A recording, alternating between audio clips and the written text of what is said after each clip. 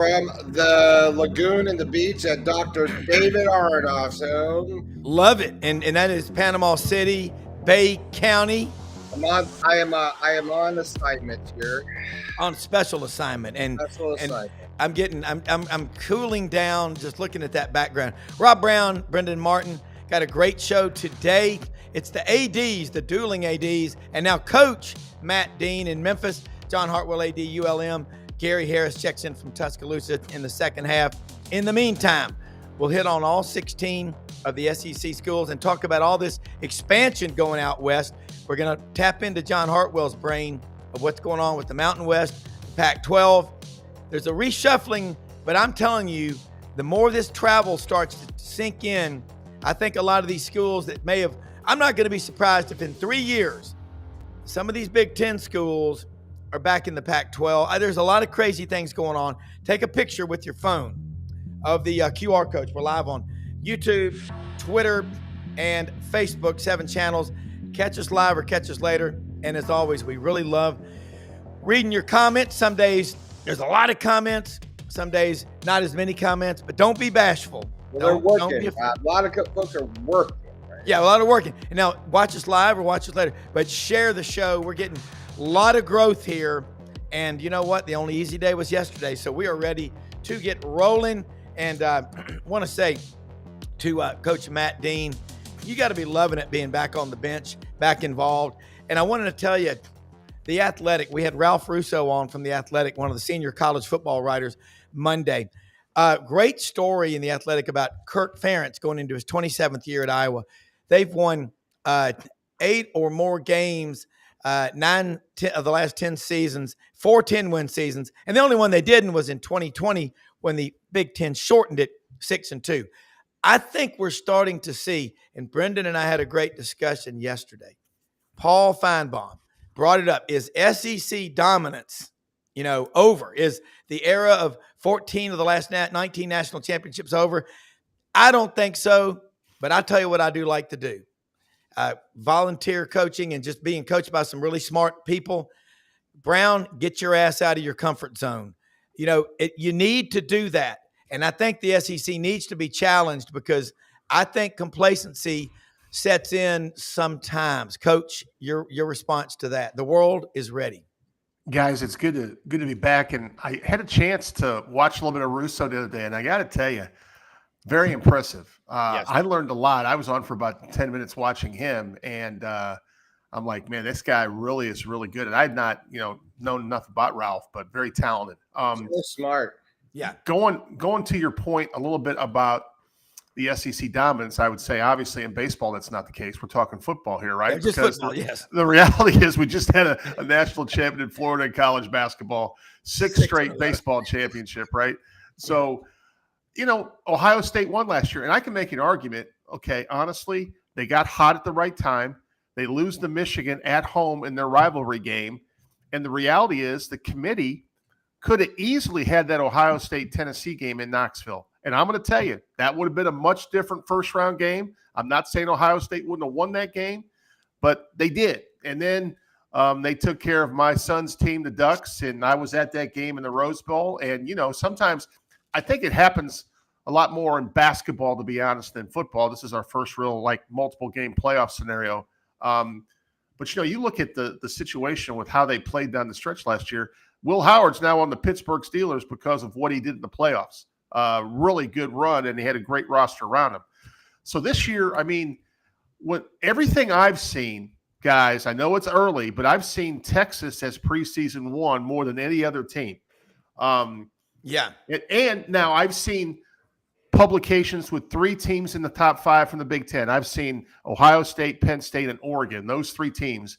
But I think if you look at the top 25, 8 of the top 24 are still SEC. I think Auburn had one publication I saw, Rob, at 24, and I think Auburn's a team that could actually make the college football playoff this year. Mm-hmm. So I really think this year you're going to see a resurgence with SEC football in terms of the playoffs. And then I don't think we're that far away, guys, of going from 12 to 16. And when that happens, we may have the slotted automatic bids per league minimum, and maybe still a wild card to get a 5th. I don't know how they're going to turn that into in terms of what they make a final decision on. And I know I'm kind of long-winded here, but finally not at all. On Iowa, Yeah. I'm wearing my Iowa shirt today. I don't know if you can see Stand that. up. Hawkeye. Stand Yeah, up there, There Coach. we go. You see that Hawkeye right there. Since 1979, Iowa football has had two coaches. And as much as people love Kirk Ferentz, my beloved Hayden Fry is the one that started it all. Yeah. Okay. I think he's in the SMU Football Hall of Fame. He was at North Texas. He came in the first press conference, guys. You talk about one-liners. He said, "We're going to scratch where it itches." And he went out there and he got Texas recruits. He went to the East Coast. He started bringing New Jersey and Pennsylvania guys into the state of Iowa, and he changed around the culture. So I don't have the specific numbers, but between Coach Fry and Coach Ferentz, Iowa has been to multiple Rose Bowls. As you said, Kirk Ferentz is the longest tenured football coach in the college football system we have right now. And that's just unseen. And some of it is, I got to give credit to the administration over the years. They've had some patience maybe, but he's been very consistent, model of consistency. I believe it was either 2013 or 2014 that we were a yard away from the National Football Playoff, lost to Michigan State in the Big Ten championship game. Then Alabama destroyed Michigan State in the semi, so that was kind of irrelevant. But I just think they're an interesting model, and we just basically are going into a situation with Iowa football this year. They finally think they have the quarterback room fixed. Yep. Mark Radowski, transfer from South Dakota State, who led them to an FCS title, I believe, last year, is going to be their starting quarterback this year. And we know, if you've never heard of the name Phil Parker, one of the best defensive coordinators in America. Yep. He's been with Iowa and Kirk Ferentz for the duration, and Iowa has predominantly had top 5, top 10 defenses the last few decades. Well, no, you're right. And the quarterback from South Dakota State is a huge addition. And I'll tell you what, I think what's happening is one reason why you can question SEC dominance. Programs like Florida and Auburn the last 4 or 5 years have really been in a funk. They've just been spinning their wheels. Now they've got 4-wheel drive and a full tank of gas. They're both the rosters. Florida's roster last year was the 9th best in the country, according to the blue chip, matrix of 4 and 5 stars in every 4-year cycle. I talked to Matt Dean. I have your numbers for you if you want. Yes, combined please. Career totals at Iowa for Fry and Ferentz. Combined, I think it was 300. Let's see, combined for 347 wins. Wow.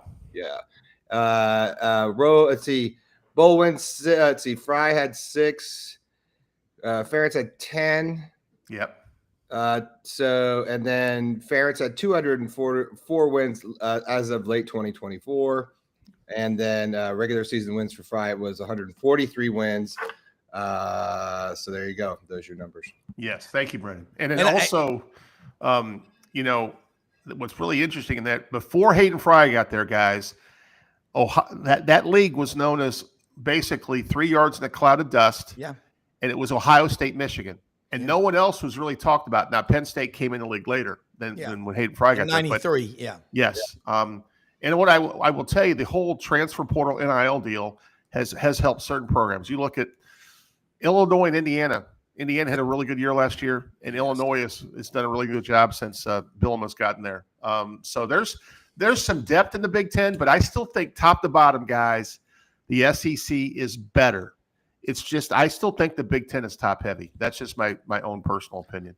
I agree with you, and I think that the SEC it's good to question the dominance because now you'll start to see them going back and doing some little things. Maybe some schools we're looking past, and Texas is getting a lot of hype right now.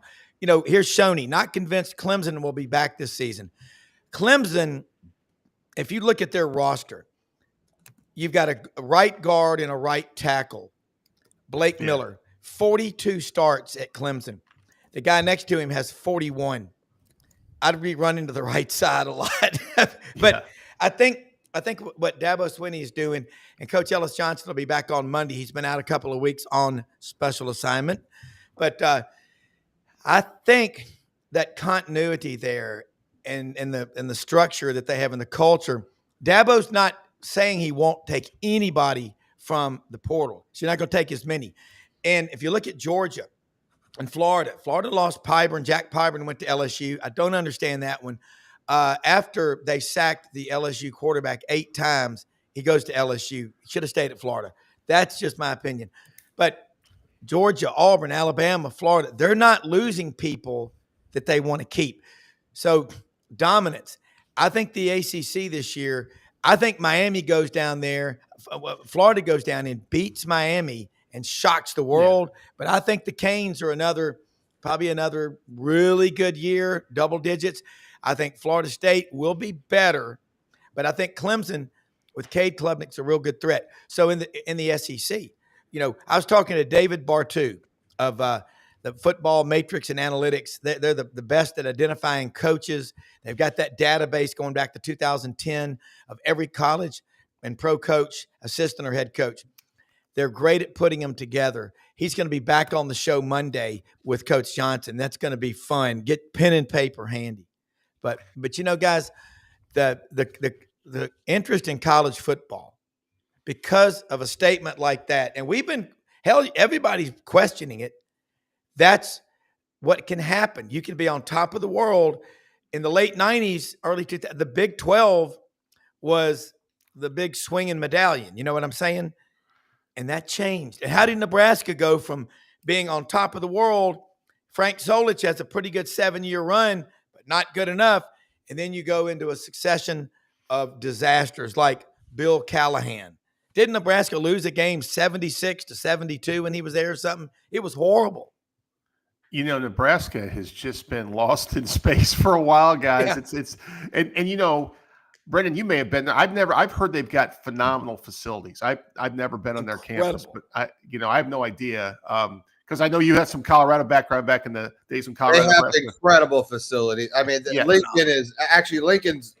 It's kind of like going west. I think you hit Lincoln, and it's like the last old school SEC style football town. Yeah. Lincoln's like that. They love their Huskers. They're all for their teams. As you kind of go west of there, you start to lose that traditional stuff. But I always said Nebraska could be in the SEC. So growing up as a kid, guys, the very first thing that kind of changed it for Iowa football when Hayden Fry came, we beat Nebraska, I think, his second or third year in the program. And that's when they had that was the heyday of Tommy Osborne, right? And they were always in the top 5, top 10 conversation, national championship conversation. And us Iowa fans knew that when you beat Nebraska, and ironically, it's usually the last game on our schedule. It's the rivalry game besides the Iowa State game, which is out of conference. And I think Iowa, Brendan, it's either 7-3 or 8-2 in their last 10 games against Nebraska. It's amazing how many ugly games they win against Nebraska. And a lot of times it comes down to a field goal kick over 40 yards on the last play of the game. It's a crazy stat. Yeah. But I want to, Brendan, I'm kind of curious because I'm actually getting excited for Gator football. And I get a chance to watch your dad sometimes on Gator Bait. I just think, and I think this, you tell me, I think the schedule's a little softer than last year. Hell, it's got to be. Last year was brutal, but it's still very difficult. But I think Florida, Miami now with Cam Ward in the NFL, I think it's a different dynamic. I think Florida is better than Miami right now. And I think Florida's got a chance, if things go right and you win the home games, to get to 10 wins and get to the football playoffs. Am I wrong, Brendan? No, you're not wrong. Rob has been saying that he thinks Florida's going to win 10 games this next year. I think it's all possible. I think it's predicated on one thing and one thing only. Does DJ Lagway still stay healthy? If he stays healthy, I think they could be one of the best teams in the SEC. I think they can shock the world, actually, if they can defensively show up on defensive line and they can expand. The defense has always been their thing, but they have expanded their defensive backfield. They've got more coaches. Yeah. I think they're defensively going to be fine. I think it's that one position. And, I really believe if he stays healthy, we're going to see, they could be the best team in the SEC this year because they have the potential. Yeah. He is so smooth, guys. Yeah. I love Lagway. He is smooth. He's got I love his arm, but he's got a presence in the pocket too, Brendan. He can get out of there and run a little bit for a first down if need to. I know running's not his main thing, obviously, but he can run. I watched him so much last year, and I'm like, this is a young man that's very impressive to me. And I love the way he's with the media too. He's a leader. He's really good, guys. He's a guy that could be a number. If Tim Tebow and what's his name? Gosh, I just had it together. Danny Warfel. No, not a Cam Newton had a line. That would be him to me. I think he's a potentially first overall pick in the drafts in the next 2 years. I really do. He is too, but his presence in the pocket and the leadership that he has on the team, that's the biggest. Yeah. You don't get that all the time, but that's as you know, as a coach, like you can't teach that, you know, and he is super involved in this school, and he's a Gator, right? He's orange and blue. So I just feel like that's the Tim Tebow in him, right? That's that leadership. Like I want to follow him into battle and to win. That's right. And then Cam Newton was so talented, amazing, and makes plays happen. And he's got an arm. I mean, that was always Tebow's knock, right? He was accurate, but he didn't really have a strong arm. Right. And this guy can throw running left to his right on a frozen rope. It is 10 yards and hits it right in the basket. I mean, it's unbelievable. I've seen it. It is amazing. Well, you start looking. I tell you, people get so. I've always had this belief, and then I heard a great quote. I always want to give credit. You should always. That's what they teach you. Brent Venables. He's from Kansas. He's Oklahoma's coach. Y'all all know that. Yeah. He was addressing his team. I was watching SEC Network last night. Inside Oklahoma football. Watch all these programs. You really get a good feel. And he's talking about. Don't talk about who we play. Don't get caught up in all that. He goes, what matters is how we play. And you got to control the controllables. That's Sabanism 101. But you look at a guy like Franz Beard talks about it, and Ben Troop and others on the Buddy Martin show and on this show. You'll see DJ Lagway at the softball games, and he's giving money to softball. Giving money. He doesn't have to do that. That's fantastic. He's a 19-year-old kid. I say kid. Wow. I mean, but he's a young man. But he's 19, and he was raised right. There's no doubt. Yeah. And he's the Texas Player of the Year. Let me say that again. QB1 from Texas. Didn't they have a TV show with that? That was pretty good. But Texas high school Player of the Year. Yeah. So I'm going to make a quick analogy, Rob. Quick analogy. Yeah. I'm talking about SEC quarterbacks right now. And the one thing you talked about Clemson earlier, I don't want to go off the topic, but I think, you know, what Klubenek has done, a former high school Texas quarterback as well. Yep. Clemson made the football playoffs last year, and they actually played Texas a really tough football game in the playoffs, right? I think Clemson's a team that clearly, to me, right now, looks like the leader of the ACC if you're going to go top to bottom.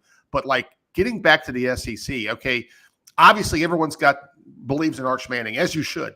But if I'm going to take, in my opinion, my humble opinion, right now with what he did last year, Arch had some packages for him, but it was obviously not his show. Lagway's the guy right now. If you're telling me in the SEC, who do I want? If I'm a scout, if I'm a coach, if I'm a personnel guy, and the leadership qualities, Brendan, you mentioned, what he does off the field and what he does for his fellow student athletes, what he means in the locker room of that team, it's DJ. DJ's the guy in the SEC, and when you have that position secure, and you start to see the recruits they've got around him, and that roster, Florida's always had talent, dude. Yeah. I'm watching these Gatorade commercials back in the 60s about how they developed Gatorade, and I'm like, Florida Gators now have a dude at quarterback that's as good as anyone in the country and can win the Heisman Trophy, in my opinion. He is the man. Well, I like that commercial about Gatorade. At the end, the guy goes, naturally, we called it Gatorade. That's right. I loved it, man. Brian Kelly, awesome, Brian Kelly's family. look who it is. It's John Hartwell. There's the man. from UMS High School in Mobile. He's a hiring machine, guys. All he does is hire good coaches. I mean, he flies in, destination unknown. When the levee breaks, the news comes out from. He's a superhero. By the way, speaking of when the levee breaks, that was Howlin' Wolf's song that Led Zeppelin made famous. Let's say hi to John and let him. John, how are you? Welcome aboard. Hey, morning, guys. Sorry I'm a couple minutes late. Man, I would have been right on time if I'd have known Brendan was wearing his wife beater today. That's what I had on, and I was going. Dog, I'm going to the beach after this, man. I'm in Panama City. This is standard gear here, bro. Sweet. I love this show. You're wearing wife beaters today. Come on, everybody. Holy shnikes. Big John, who you hiring? Who you interviewing? Right? I mean, you really are. Man, knock on wood. I do not have any head coaching vacancies at the current moment. So all good. Hey, Hey, you'll appreciate this talking about L.A. and Lower Alabama. I'm actually heading this afternoon with taking a couple of donors down to the Gula, to Pascagoula, to take some guys out fishing tomorrow with a buddy of mine. Go offshore and stay on the Mississippi Gulf Coast and Biloxi for a couple of days. So that'd be fun. Wow. What do you fish for down there? Yeah. Red snapper, grouper. We'll go offshore probably 30 miles. So when you get out there, like in Florida, you can only catch 2 red snapper. Of course. Yeah. You know, right. And now I used to like going on those We the People boats, like Lady Evanthea and the Florida Girl. My dad called them the We the People boats. You'd pay $25. And we went out there one time. We were all like 15. There were 3 of us. We told them we were 11 to get the cheap price. We got way out at sea, and that captain smoking a cigarette, throwing all that chum and that bait. And I was about to Ralph, and he goes, "You boys is the biggest 11-year-olds I've ever seen. Y'all really 11?" We're like, "Yes, sir." Well, we caught so many. Everybody gives you their fish, and you have to take them. You know, that's kind of like some of those shrimp boats you see out there way offshore. Those snapper boats are, they only cost $25, but don't tell your insurance agent you're going on one because they'll probably cancel your policy. That's right. That's right. John, I got to ask you this. There's a lot of stuff in the Athletic. We had Ralph Russo on Monday.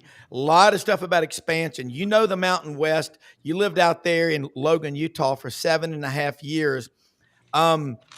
Look, the Pac-12, what they're trying to do, the Mountain West, CBS is involved. They're going to be involved. There's some activity out there, and what's going on out there is going to be resonating throughout the rest of the country. So tell us about it. Yeah, and it involves our league as well. I mean, I think Pete Thamel came out yesterday, and it's, this has been speculated for a while about Texas State leaving our league, leaving the Sun Belt and going to the Pac, whatever it is, Pac 7.5. I guess they'll be the Pac 8.5. 2-pack. No, it's as a Pac 8.25, I think. Yeah.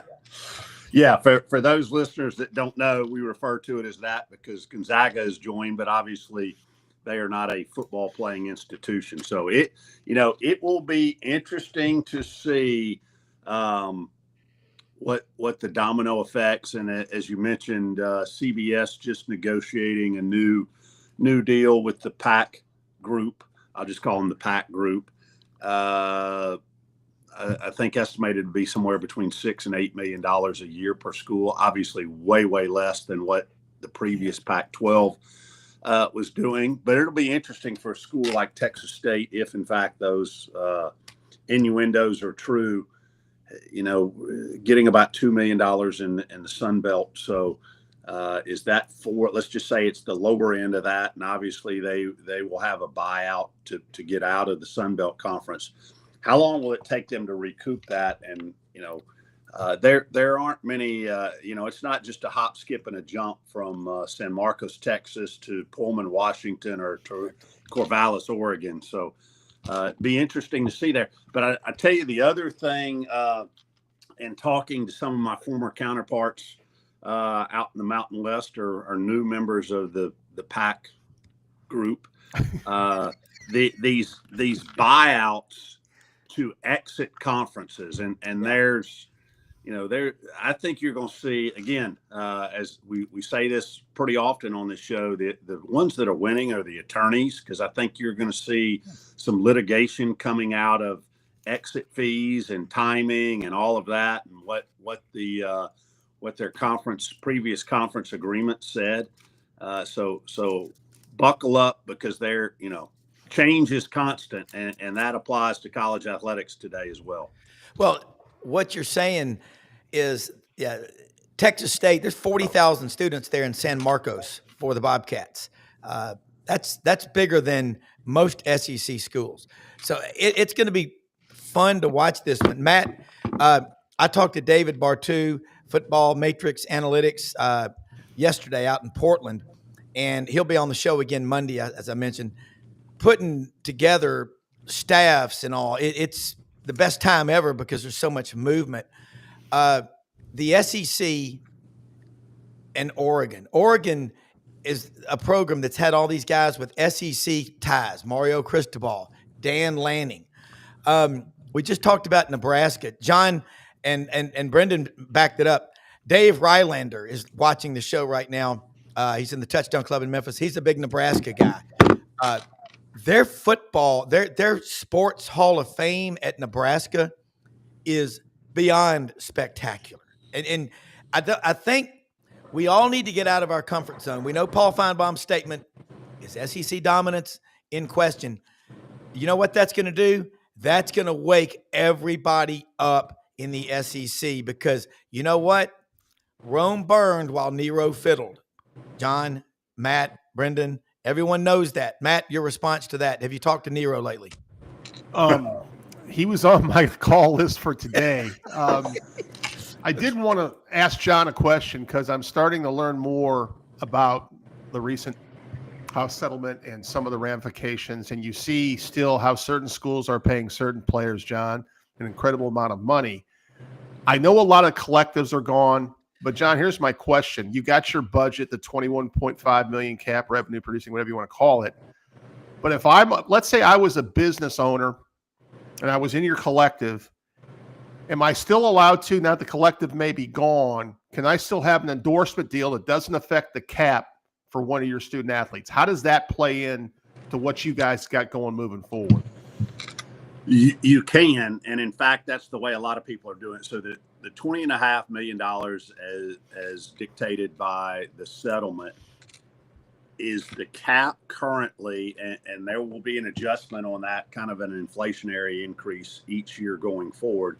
But that's the cap that can flow through the institution. Gotcha. So here, for instance, and this is a benefit to some of these donors or investors, if you will, in rev share and NIL, is most schools have now taken the approach that you can do this as a donation through the institution's foundation. So, if somebody wants to give $1 million and say it's for rev share NIL, it can go to the university or the university's foundation, depending on how their fundraising arm is set up, flow through there. And then that helps, institutions not have to afford that from inside. So that doesn't count against the cap, what you just described, right? It doesn't count against the cap? Well, no, that does count against the cap. Okay. If it flows through the university, the institution, it counts towards the $20.5 million amount. Gotcha. But then you can still maintain outside collectives to enhance what that total number is for the institution. So, and I would say probably by the time we get to this time next year, some schools are already there. Most of the SEC and Big Ten folks are going to be investing $50 million plus annually on NIL, which is just, you think back 5 or 6 years ago, if you told somebody that, they'd look at you like you had 8 eyes. But anyway, the difference in the two, and here's where, again, another set of lawsuits is going to come up. Yeah. The $20.5 million that flows through the institution, you can basically pay anybody whatever you want to. If you say, John Doe football player or Jane Doe gymnast, hey, she's worth it to our institution of that, we can pay you $700,000 a year. And that's not really reviewable by the outside group who is going to be evaluating this. But anything that goes through the collective that is $600 or more there has to be a judgment passed by Deloitte is the outside group who's doing this to say, and the term slips me right now, that we were using fair market value for a while, but the attorneys came up with some fancy term, that's different than fair market value, but basically means the same thing. But I think what you're going to see happen, again, back to the John or Jane Doe, they're getting $700,000 from the institution, basically for doing nothing other than putting on the uniform and saying they are helping branding of the university. But if they're getting $700,000 outside for doing 3 posts a month, and the clearinghouse, the NIL Go deems that, hey, that's beyond, that's not reasonable, they're getting paid too much, then is John or Jane Doe going to file suit and say, how can you determine that I can't get that on the outside market if I can get it through the institution? All right, quick question before we go to Gary Harris from Tuscaloosa. John, working with my tax man who's brilliant, there's a $10 million annual budget that this organization has. It's a .org. And if someone gave like too much money to that 10 million, it could be construed, am I correct, by the IRS as you're trying to establish your own foundation.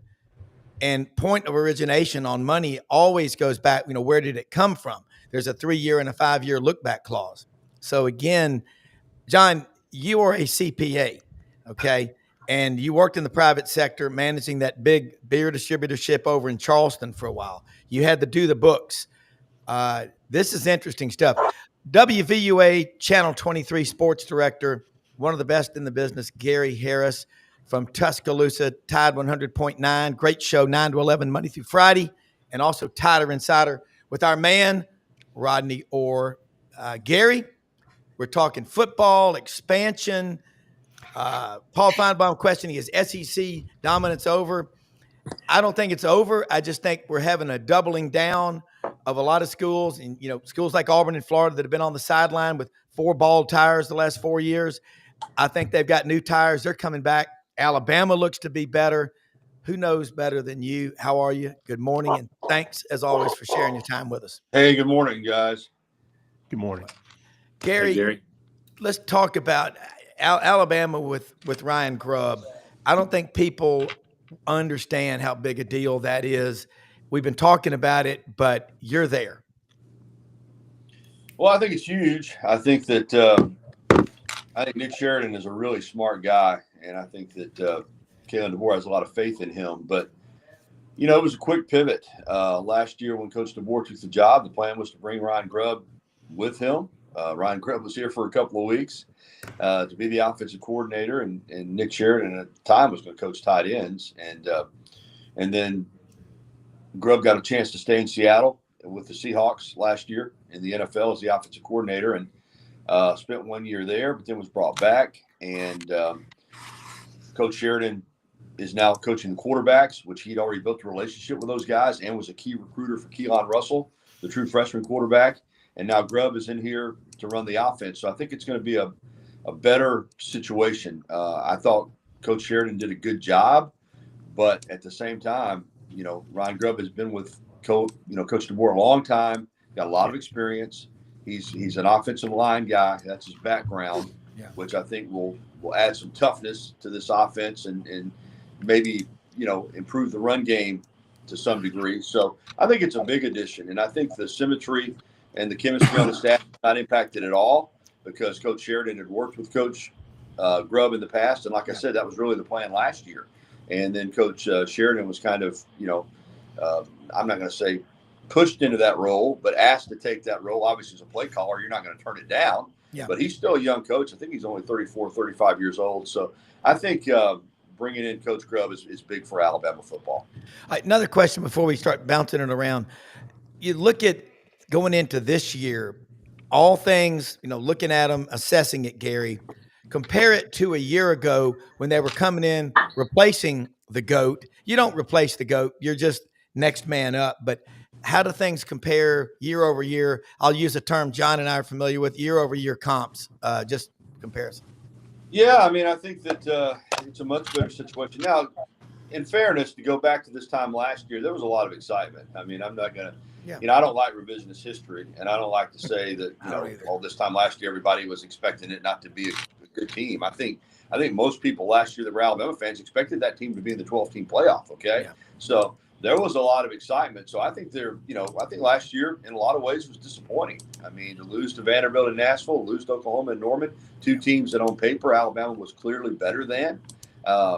Tennessee's a good team, but I think Alabama feels like, they could have won that game. And then after all that happened and you don't make the playoff, to go down to Tampa and lay an egg in the bowl game against Michigan was disappointing. But at this time last year, I think the excitement level was high. Now, the transition, as you look back on it now, yeah, there were some bumps and there were some things that I think, having been through it now with this staff,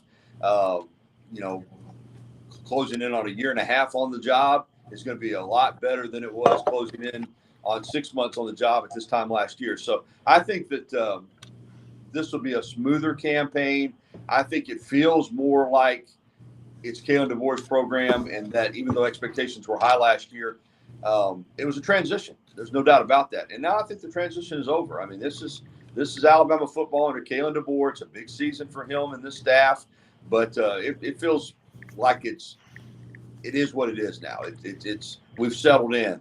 Coach Saban was helping last weekend with recruiting because Coach DeBoer, Coach Sheridan, and some of the other staff and players went to Keelan Russell's sister's funeral over in Tupelo, Mississippi. So Coach Saban still has a presence here, but I think everything's more defined, and it feels more like Kalen DeBoer's team.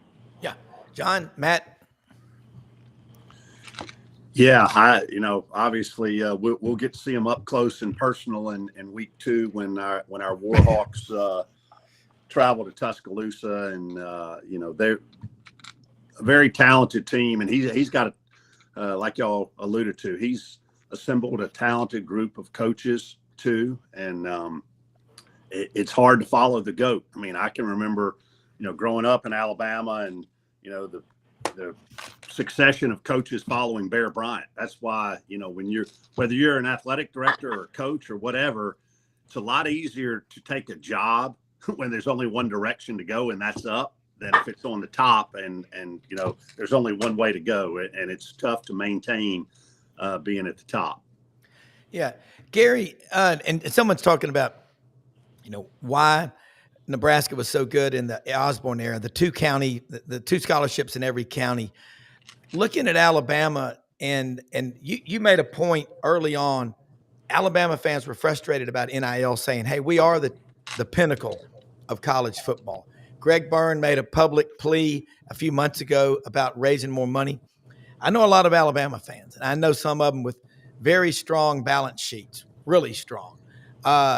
So far, they're kind of like, man, I had to work for my money. I don't know about that. Where's the money coming from? Is it a small group or is it a really large group? Because to me, raising a lot of money from a lot of people is a really difficult task. But getting a lot of money from a handful of people but then they want other people to help out.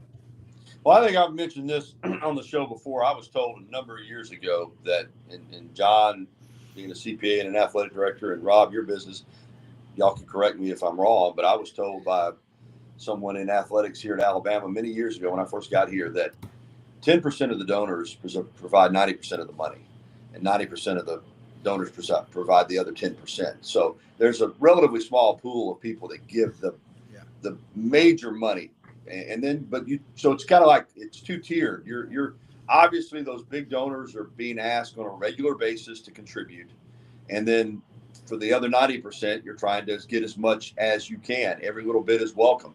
I think Alabama's done fine. I hope I haven't given the wrong impression that they don't have any money. I think they've done well. I think that Greg Byrne, I think, considers himself a steward of the money, a good steward. I don't think, and I'm not saying other athletics directors approach it, I don't know, but I do think, having been around Greg Byrne and talked to him about it, that even if you have a surplus of money, doesn't mean, I don't want to speak for him, but I get the impression that he feels like, well, just because we built up a surplus doesn't mean we just got to spend it. He wants to spend it wisely. He wants to have some integrity in how they handle NIL. I just think that's always been his approach. Now, Alabama, I think, is in good shape. Do they have as much money to spend as some other schools? I think there are other schools that have more money to spend. But I think even if you gave Greg Byrne, let's say a donor came up and said, here's $100 million, do with it what you want. I don't know that he would immediately just say, hey, I'm going to spend $100 million. Does that make any sense? Yes. I just think he's had a plan in place from the time, and he's got a plan now for the $20.5 million and the, minus the $2.5 million that goes for scholarships, the $18 million, to spend on, compensation through revenue sharing. I think he's got a plan for that. So I think Alabama's fine. And I think that he does look at it as, this is a business. and you just don't throw money away just because you've got it. I just think that's his approach. Matt. Yeah. To add on to what Gary said, talking to my son a little bit, who's involved with this at the Big Ten level, one of the keys that head coaches have had to basically manage the last 5 years in the NIL portal era is now roster management. It's hard to go talk to a 17-year-old and say, we're going to give you a 7-figure deal when I got a junior starting quarterback returning that's going to be drafted, because you have to answer to that locker room, and things become public no matter how we say it. So I think a lot of coaches, if you go in the portal, it's usually a 1-year deal. So you're spending less money on that student athlete, John, if I'm not mistaken, over the course of their person's career. So you're seeing certain programs not enroll as many first-year student athletes, knowing they have to keep the other 3 years of players on that roster happy, especially your high-profile guys that have got you to wherever you are, especially at the quarterback position, if I'm not mistaken. So, Rob, I think the biggest thing right now is how you manage your roster, and you're seeing some splashes out there. And we were just talking about, John, I know Texas A&M must have a couple oil people that are really helping them, because they've spent a lot of money on some kids recently, because I just know this because some of the competition, I know the people working against them. So it's going to be really interesting. You can go out and get those high-profile freshmen, but Gary, to your point, I think just being fiscally conscious, responsible in roster management helps you in the long run, because the last thing I want to do, and John Calipari said it 2 weeks ago, guys, he goes, yeah, I could have went out and matched Boogie Flan's offer, but then I got to answer to 12 other guys in my locker room.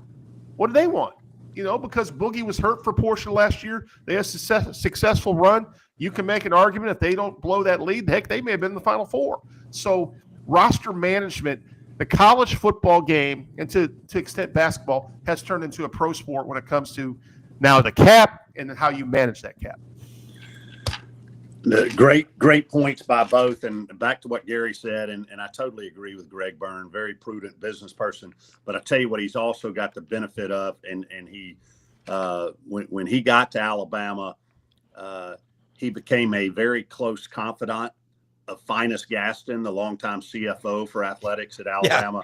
Yeah. Finus knew where every dime was under every rock, where all the skeletons were buried. But Finus, a very prudent business person, and you look at the capital projects that Alabama has done across all their facilities, they haven't leveraged themselves to the hilt in debt, and that's paying off for them now, and they continue to do that. So, kudos to We had one of our news people sit down with Greg Byrne last Friday for another in-depth interview that they used for news, but I've used some of it too. And he said something interesting along the lines of what we're talking about even now. He said, we're committed to all 21 scholarship sports, even though only 2 of them, football and men's basketball, turn a profit. But he said along those lines, he said, we're looking for additional streams of revenue. And we've asked our coaches, kind of what Matt was speaking about, we've asked our coaches to prioritize where their funds need to go. And, for them to be stewards of their budgets and understand that, we may ask you to tighten up just a little bit. And he said, all of our coaches, understand where we're at too. So it's not just him. I think he's passing that along to the coaches. And John, you may be doing it with your coaches. We have to account for this money and have a plan for it. Yeah, well, absolutely. Yeah. The other thing that I think, Brilliant. Back to what Rob said, Matt said, and as we evolve further into this process of NIL, and I think you're seeing this with coaches across all sports, but when investing NIL dollars or rev share dollars, I think some of the focus, and rightfully so, is shifting from recruiting new players, whether it's kids out of the portal, high school kids, JUCO kids, to retention, because just like the hiring process, recruiting is not an exact science. There are a lot of 5 stars out there that crashed and burned for whatever reason. There are a lot of 2 or 3 stars who became 5 stars and became NFL draft picks. And when you have had a young man or a young woman in your program for a year and you've gotten to know them and you see how they fit in the locker room, you see their work ethic, you see what they can do for the team. Yep. it's a lot more prudent investment to put revenue share NIL money into that young man or woman than it is somebody that's an unknown commodity. They've been a star in high school, but you have no idea how that's going to translate to the collegiate game. Yeah. The biggest question I still have, and I haven't been on with you guys, I'm going to ask John and Matt, because ADs, and John, you may not be able to answer it, but I still am curious as to how right now, and you, Matt, you alluded to it with A&M and some schools that spend a lot of money.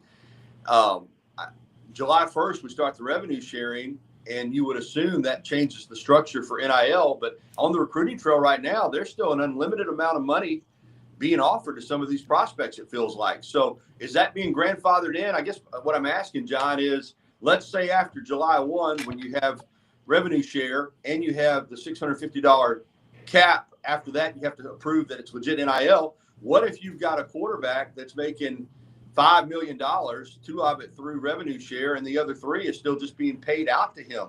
How do you police that? I mean, that's supposed to change, right? Well, here's the deal: is the $2 million, as long as it's flowing through the university's $20.5 million rev share cap from the internal amount, you can basically pay a student athlete anything you want from within that. But obviously, you're creating, just like you have in the pros.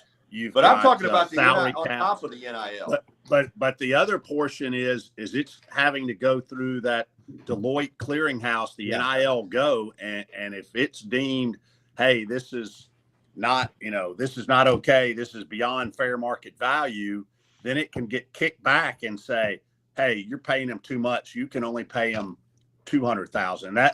But when you were right before you came on, that's what I said. I said there's going to be a whole nother litany of lawsuits, because if that happens to John Doe quarterback, he's going to say, hey, the institution is giving me $2 million, but I'm out on the free market here through this collective, and I'm doing 10 tweets a week for them, or whatever they may have them performing to do is, and I'm told I can't get that. What's fair there? Hey, I got one other quick.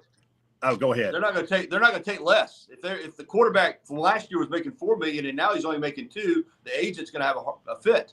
Yeah. It's going to be interesting to see how that plays out. Here's the other thing that has been somewhat of a fly in the ointment that a lot of people are being more aggressive on as it relates to the revenue share portion, because a lot of conversation has been had around international student athletes, their visas, and that they're to be students, not to work.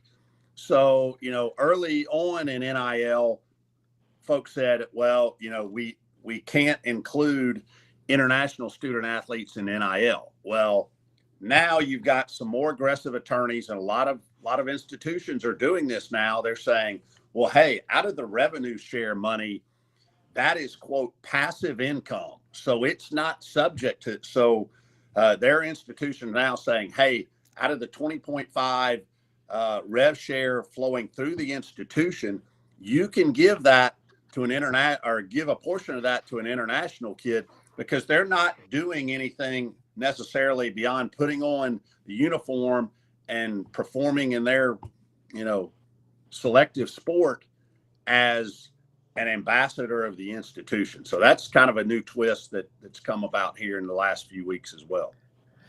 Yeah, you got smart people. You look at Alabama. When Coach Bryant was there, he was the AD because he got a little more money. We all know Mr. Sam Bailey really ran the day-to-day stuff. And Gary, go over there and look at the Sam Bailey track and field complex. That's what paid for my high school and college tuition. My dad designed all that stuff, and he got to work. I said he would go meet Coach Bryant, would just be sitting at his desk, and Sam Bailey be doing everything. He'd kind of look over there and go,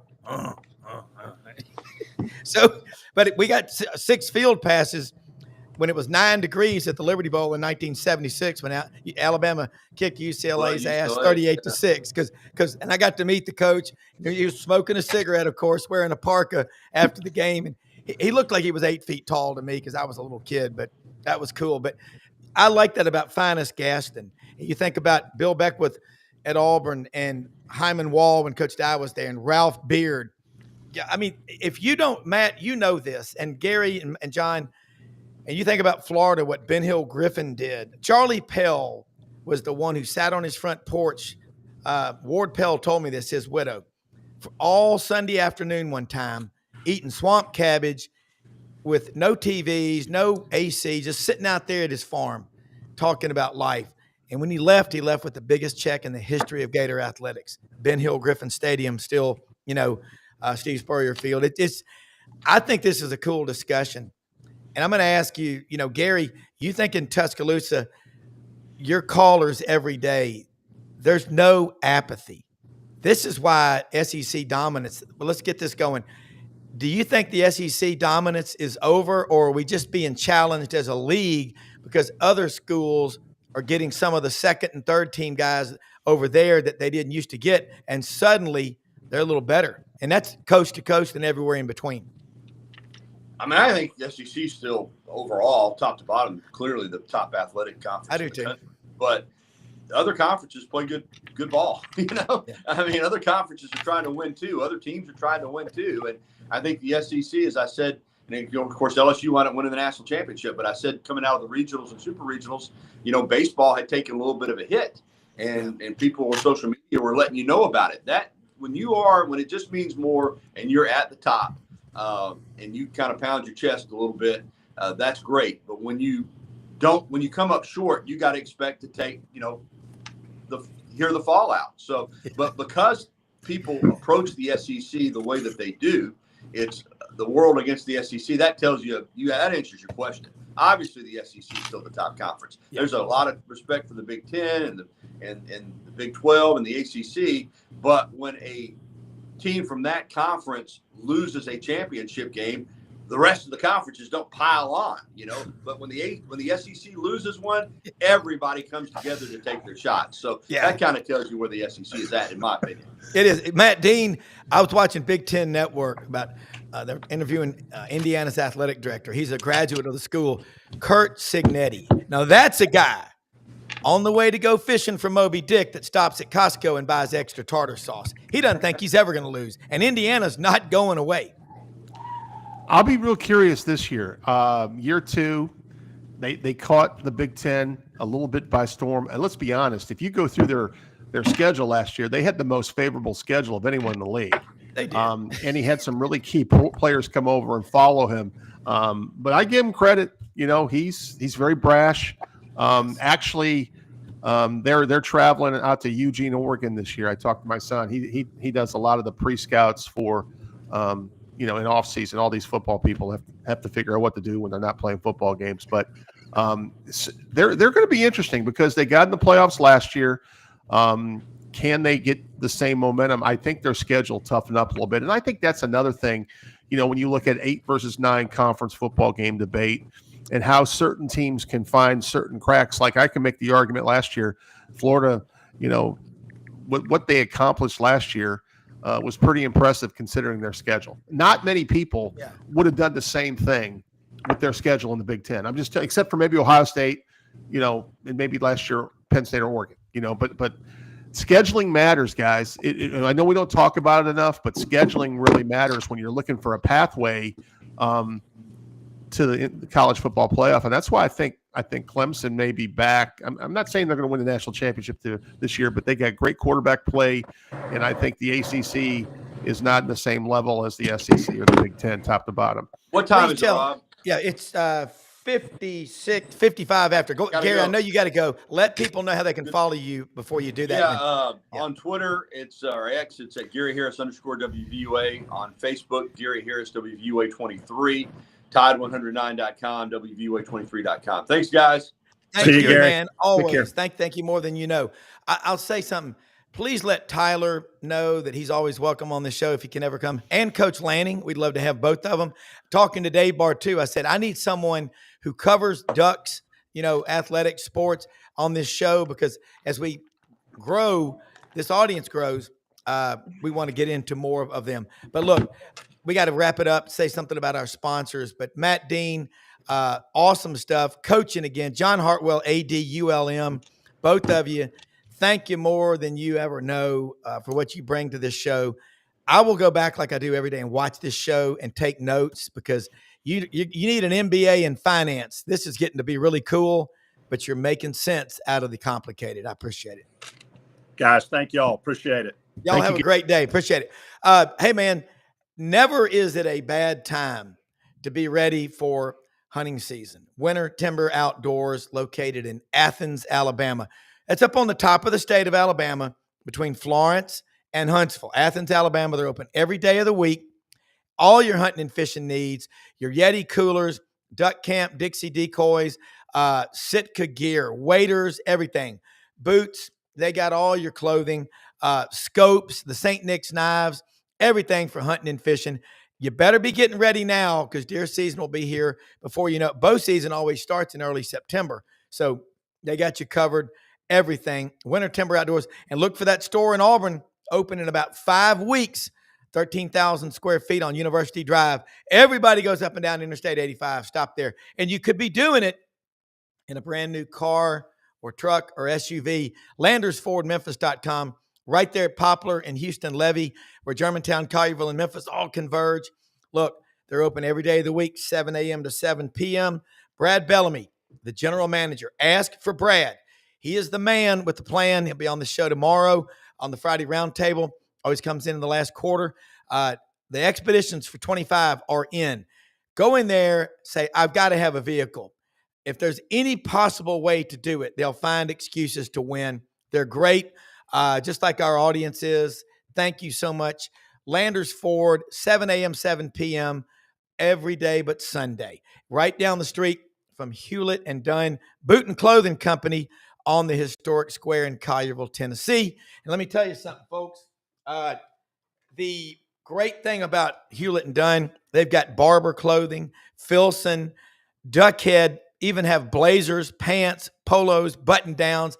They got it all at Hewlett and Dunn. They're open Monday through Saturday, 10 a.m., 6 p.m., hewlettanddunn.com. They will ship anywhere, okay? Anywhere in the country. They are there that you can get your gear, over 7,000 pairs of men's and women's boots. To all of our sponsors, like Web-Footed Kennels in Jonesboro, Arkansas. Look them up on Facebook. My man, Chris Aiken. I've known him 30 years. You better be getting your dogs ready because hunting season starts Labor Day weekend, dove season.